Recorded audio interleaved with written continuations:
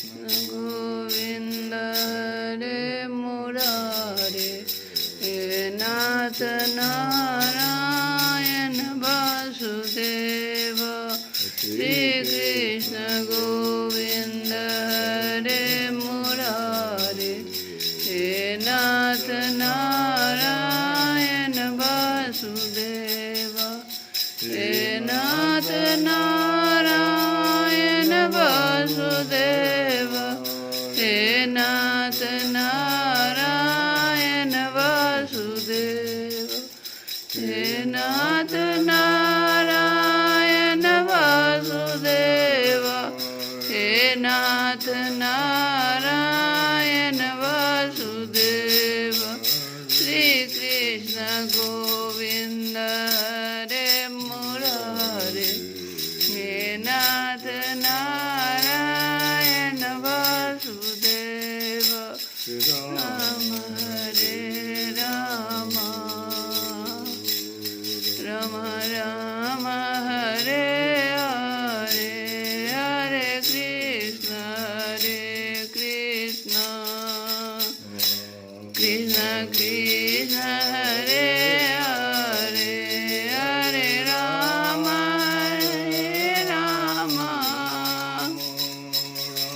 राम हरे हरे, हरे कृष्ण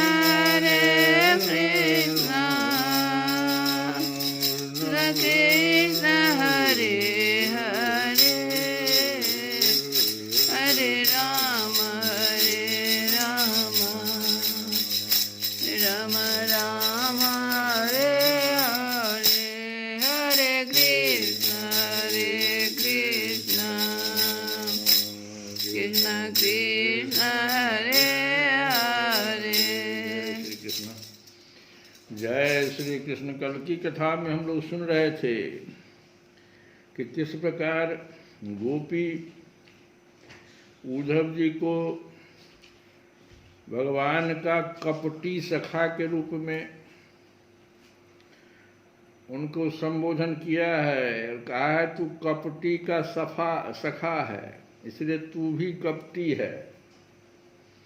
गोपी कह रही है कि तू कपटी का सखा है और तू भी कपटी है।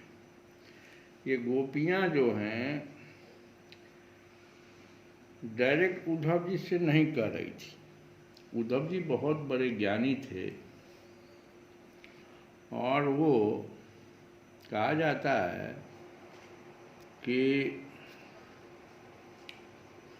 उद्धव जी योग और ब्रह्म के ज्ञाता थे। उनका प्रेम से दूर दूर तक का कोई सरोकार नहीं था। वो चाहते थे कि इसी योग और ब्रह्म का ज्ञान हम गोपी को दें। कृष्ण जब गुरु संदीपन के यहाँ ज्ञानार्जन के लिए गए थे तब उन्हें ब्रज की याद सताती थी। वहीं पर उनका एक ही मित्र था उद्धव जी। वह सदैव रीति नीति की, निर्गुण ब्रह्म और योग की बातें करता था। तो उन्हें भगवान को चिंता हुई कि यह संसार मात्र विरक्ति युक्त निर्गुण ब्रह्म से तो चलेगा नहीं। ये तो हमेशा निर्गुण ब्रह्म की बात करता है। इसके लिए विरह और प्रेम की भी आवश्यकता है संसार के लिए। और अपने इस मित्र से वे कुताने लगे थे कि सदैव कहता है कौन माता, कौन पिता, कौन सखा, कौन बंधु। ये भगवान के नजदीक में बोलता रहता था। वे सोचते इसका सत्य कितना अपूर्ण और भ्रामक है। भला कहाँ यशोदा और नंद जैसे माता पिता होने का सुख और राधा के साथ बीते पलों का आनंद और तीनों लोकों में ब्रज के गोप गोपियों के साथ मिलकर खेलने जैसा सुख कहाँ।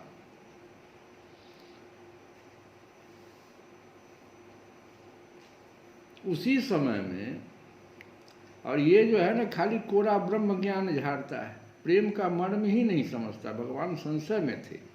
वे सोच रहे थे यह कैसे संदेश ले जाएगा। उसी समय में वो उद्धव जी आ गए थे। भगवान ये सोच रहे थे किसी को वहाँ ब्रज में भेजना है। और तब ही उपंग सूत आई गए, तभी उपंग के पुत्र उद्धव जी आ जाते हैं। कृष्ण जी उन्हें गले लगाते हैं। दोनों सखाओं में खास अंतर नहीं है, बहुत बड़ी बात है। देखने में दोनों सखा एक ही जैसे हैं। उद्धव का रंग रूप कृष्ण के समान ही है, पर कृष्ण उन्हें देखकर पछताते हैं कि इस मेरे समान रूपवान युवक के पास काश प्रेम पूर्ण बुद्धि भी होती। बहुत ही सुंदर बात है, जो समझने की चीज है। भगवान कहते हैं मेरे जैसा रूप रंग तो तुमको मिला, लेकिन तुम्हारे पास प्रेम पूर्ण बुद्धि नहीं है। तब कृष्ण मन बनाते हैं कि क्यों न उद्धव को ब्रज संदेश लेकर भेजा जाए।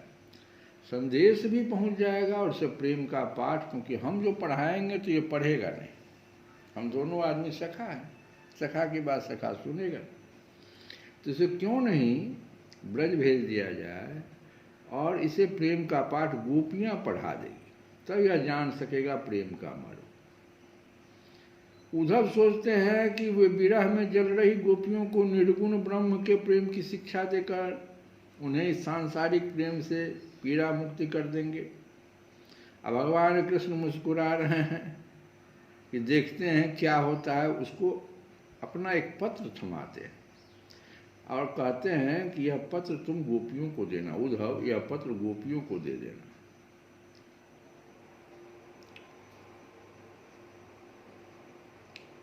गोपियां भगवान का संदेश उस पत्र में कही कि आप ही पढ़िए, सुनाइए।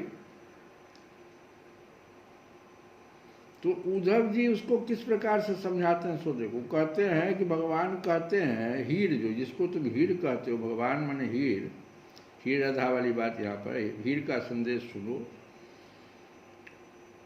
उपदेश है कि समाधि लगाकर अपने मन में निर्गुण निराकार ब्रह्म का ध्यान करो। यह अज्ञेय अविनाशी पूर्ण सबके मन में बसा है। कौन? भगवान। वेद पुराण भी यही कहते हैं कि तत्व ज्ञान के बिना मुक्ति संभव नहीं। इसी उपाय से तुम विरह की पीड़ा से छुटकारा पा सकोगी। अपने कृष्ण के सगुण रूप को छोड़ उनके ब्रह्म निराकार रूप की आराधना करो। उद्धव के मुख से अपने प्रिय का उपदेश सुन गोपियां जो प्रेम मग्न थी व्यथित हो जाती है। यही बात लिखी, यही सब लाया संदेश। अब विरह की क्या बात, ये तो बिन पानी पीड़ा के अथाह सागर में डूब गई। और उसी समय में एक भौरा आता है।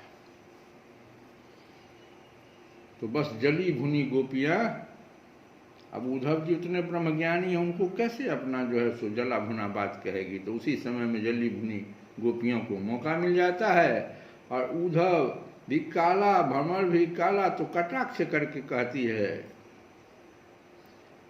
गोपियां भ्रमर के बहाने उद्धव को सुना सुना कर कहती है कि हे भंवरे, तुम अपने मधु पीने में व्यस्त रहो, हमें भी मस्त रहने दो। तुम्हारे इस निर्गुण से हमारा क्या लेना देना। हमारे तो सगुण साकार कान्हा चिरंजीवी रहे। तुम स्वयं तो पराग में लोट लोट कर ऐसे विशुद्ध हो जाते हो कि अपने शरीर की सुध नहीं रहती, और इतना मधुरस पी लेते हो कि सनक का रस के विरुद्ध ही बातें करने लगते हो। सब उद्धव जी को कह रहे हैं, लेकिन वो भौरा कोई कह करके, हम तुम्हारे जैसी नहीं हैं कि तुम्हारी तरह फूल फूल पर बह के। हमारा तो एक ही कान्हा जो सुंदर मुख वाला, नील कमल से नयन वाला, यशोदा का दुलारा है। हमने तो उन्हीं पर तन मन वार दिया है। अब किसी निर्गुण पर वारने के लिए तन मन किससे उधार लूं। गोपियां कहती है कि अरे सखी आओ, देखो ये श्याम सुंदर के सखा उद्धव हमें योग सिखाने आए हैं। स्वयं ब्रजनाथ ने इन्हें श्रृंगी, भस्म, अथारी और मुद्रा देकर भेजा। हमें तो खेद है कि जब श्याम को इन्हें भेजना ही था तो हमें अद्भुत रास का रस में आनंद क्यों दिया था। जब वे अब हमें अपने अधरों का रस पिला रहे थे, तब ये ज्ञान और योग की बातें कहाँ गई थी। तब हम श्री कृष्ण की मुरली के स्वरों में सुदबुद्ध खोकर अपने बच्चों और पिता तक को, घर को सबको भुला दिया करते थे। श्याम का साथ छोड़ना हमारे भाग्य में था ही, तो हमने उनसे प्रेम ही क्यों किया? अब हम पछताती हैं। कोई गोपी उद्धव पर व्यंग करती है, मथुरा के लोगों का कौन विश्वास करे? उनके तो मुख में कुछ और, मन में कुछ और। तभी तो एक स्नेहल पत्र लिखकर बना रहे हैं, दूसरी ओर उद्धव को योग के संदेश लेकर भेज रहे हैं। जिस तरह से कोयल के बच्चे को कौआ प्रेम भाव से भोजन करा के पालता है, और बसंत ऋतु आने पर जब कोयलें कूकती है तो वह भी अपनी बिरादरी में जा मिलता है और कूकने लगता है, जिस प्रकार भंवरा कमल के पराग को चखने के बाद उसे पूछता तक नहीं है, ये सारे काले शरीर वाले एक से हैं, इनसे संबंध बनाने में क्या लाभ? अब गोपियों ने तर्क भी तैयार किया और पूछा उद्धव जी से, उद्धव जी यह बताओ कि तुम्हारा यह निर्गुण किस देश का रहने वाला है? सच सौगंध देकर पूछती हूँ, हंसी की बात नहीं है। इस निर्गुण के माता पिता कौन है? नारी दासी आखिर कौन है? कैसा है इस निर्गुण का रंग रूप और भेष? किस रस में इसकी रुचि है? यदि तुमने हमसे छल किया तो तुम पाप और दंड के भागी हो। और इस प्रकार से गोपियों के तर्क के आगे उद्धव जी की बुद्धि कुंद पड़ जाती है। लेकिन गोपियों के व्यंग खत्म न हुए, वे कहती ही जाती हैं, और इसी क्रम में वो कहती है कि रे कपटी, तू कपटी का सखा है। भौरा को कह रही हैं, और गोपी भौरे से सत्कार कहने लगी कि तू कपटी का सखा है, इसलिए तू भी कपटी, तू हमारे पैरों को मत छू, झूठे प्रणाम करके हमसे अनुनय विनय मत कर। हम देख रही हैं कि श्री कृष्ण की जो मनमाला हमारी सौतों के वक्षस्थल के स्पर्श से मसली हुई है, उसका पीला पीला कुमकुम तेरी मूँछों पर भी लगा हुआ है। तो स्वयं भी तो किसी कुसुम से प्रेम नहीं करता, यहाँ से वहाँ उड़ा करता है, जैसे तेरे स्वामी वैसा ही तू। मधुमती श्री कृष्ण मथुरा की माननीय नायिकाओं को मनाया करे, उनका वह कुमकुम रूप कृपा प्रसाद जो यदुवंशियों की सभा में उपहास करने योग्य है, अपने ही पास रखें। उसे तेरे द्वारा यहाँ भेजने की क्या आवश्यकता है? जैसा तू काला है वैसी ही वे भी हैं। तू भी पुष्पों का रस लेकर उड़ जाता, वैसे ही वे भी निकले। उन्होंने हमें केवल एक बार, हाँ ऐसा ही लगता है, केवल एक बार अपनी तनिक सी मोहनी और परम मादक अधर सुधा पिलाई थी, और फिर हम भोली भाली गोपियों को छोड़कर वे यहाँ से चले गए। पता नहीं सुकुमारी लक्ष्मी उनके चरण कमलों की सेवा कैसे करती रहती। अवश्य ही वे छैल छबीले से कृष्ण की चिकनी चुपड़ी बातों में आ गई होगी। चित्तचोर ने उनका भी चित्त चुरा लिया होगा। अरे भ्रमर, हम वनवासिनी हैं, हमारे तो घर द्वार भी नहीं है, तू हम लोगों के सामने यदुवंश शिरोमणि श्री कृष्ण का बहुत सा गुणगान क्यों कर रहा है? यह सब बड़ा हम लोगों को मनाने के लिए ही तो। परंतु नहीं, वे हमारे लिए कोई नए नहीं हैं, हमारे लिए तो जाने पहचाने बिल्कुल पुराने हैं। तेरी चापलूसी हमारे पास नहीं चलेगी। तू जा, यहाँ से चला जा, और जिनके साथ सदा विजय रहती है उन श्री कृष्ण की मधुपुर वासनी सखियों के सामने जाकर उनका गुणगान कर। वे नई हैं, उनकी लीलाएं कम जानती हैं, और इस समय वे उनकी प्यारी हैं। उनके हृदय की पीड़ा उन्होंने मिटा दी है।